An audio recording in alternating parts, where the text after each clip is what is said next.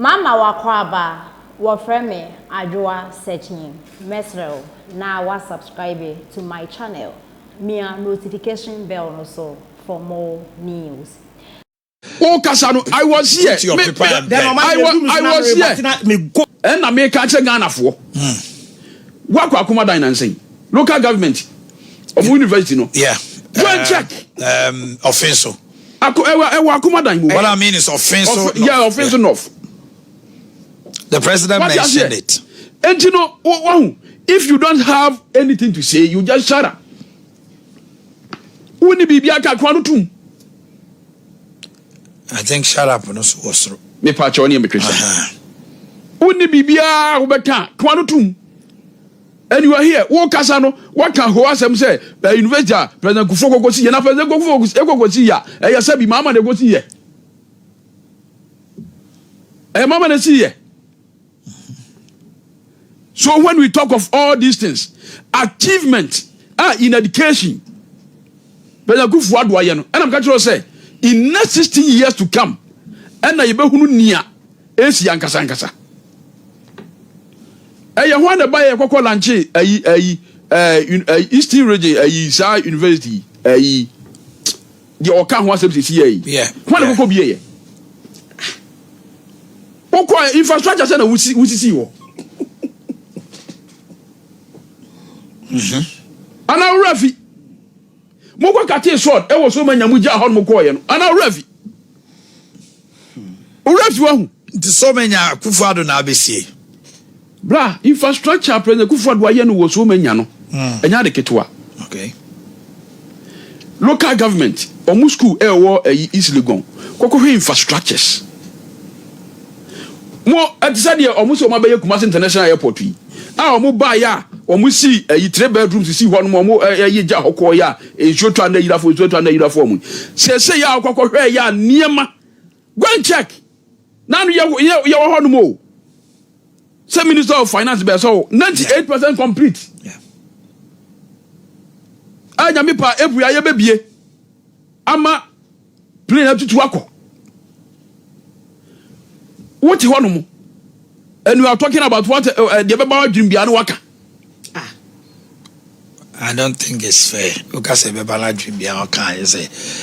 don't think that is a bit harsh. Marty, very good.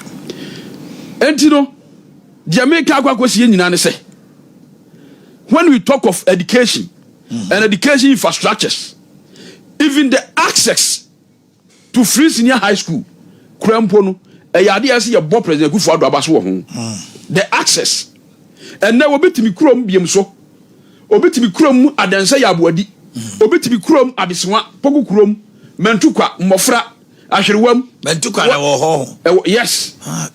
What did na say wo chip ha? E wo mi ha ye. Okay. Obetimi krom ho no mo. Enne ono no wanya disadel ko. Wanya achimota e ko. Wanya prempa aba. Na ga Satan na you say ye num bi sare benya bia kwa na. Enne ye nkura ni nyina e ko. Mu wia Masia be gina radio so. President Mama be former President Mama be gina radio so. Egu school fo nkora animu ase. Egu teacher fo animu ase. Se BC na SSC no mkokọ twere ye no. Nkora na antimi antwere. Omu wiam teacher fo no kọ kyere nkora no. Ekeka chese ke kansem wensem fata. Batu ni bibi. Ade ampese me nua te ase ne say. It's not about how much you raise your voice. It's about the fact, the substance that you give to the people. That's what it is about. Jodi be ma wo mindful no. Do be catch o ma wo matie no. No. Because we dey bia me ka say ye de tie aye ka no. O ma tie akire no. 98% of people who are listening to us no, they know what we are saying more than what we are talking about. Etiade bia wo de obeye bia no, they assess. Assembly abekabian they assess. Etie wia ni esi fomu a wo sa amanfo timi frɛ anasa wotu a wo kasa yi amanfo emma o ka assembly obitimi amanfo tie yi. We have professors, we have doctors, we have lecturers, we have other lawyers or mutia o ka assembly do bia type bia ma na ye ne sere no wo sere. I have that sort of messages here. As if one more can ya professor be a type of anything. What you say? So let's tell the people what we have done. Met me a catcher will say. Ukoi heya da ma heya President Akufo when is he? Senior high school. Yes. From thievery, I bet my boarding room. Who? What by your Greek minister? Now agriculture was declining. Papa, and so agriculture was declining, sir. Obi or no abe found me some agriculture, declining, cost run. One who you disgrace. Then who are you? Me say, let me keep on showing you the factories. Now, this is shea butter factory, Bimsey in the northeast. Shea butter factory, Bimsey in the north. Nipa ye ejuma wum. As you can see, Nipa ye ejuma wum. Factory so. I'm going fast. I have given about 17 factories. 17 of them. I dare the NDC to come up with only 5. One kuramunya. One. Me say, I dare the NDC to come up with only 5. Yeah, there's a one kuramu. You call this party, no say, were a failure. Now, who are too casely? Look at all this.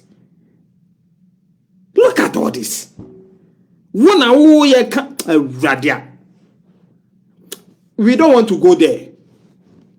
So that's it. Ya can say in your page, yes, sir. But enyansafo ne doson. Enyansafo na wo page ge fie ni fie TV sui. They about 99% and asabi yanom kakra bi abefra. Yanom kakra bi abefra but we dey on so. That is what our brother Maxwell NP is saying here. Said because of school fees he couldn't make it to SHS. Only number of people are school fees in T or my team uncle. Brilliant people. The NDC what good?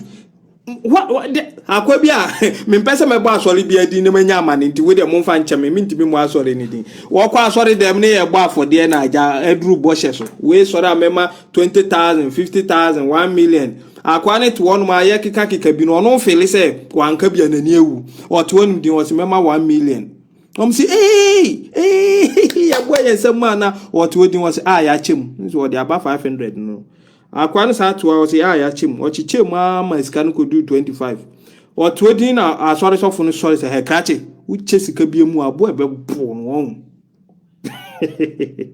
ba ko so o boy ya me so mema 10 million 1 week 1 month 6 months near coiners open you share boss of man say na money abre me de near kika na mkan bi o. This is what my mama is doing.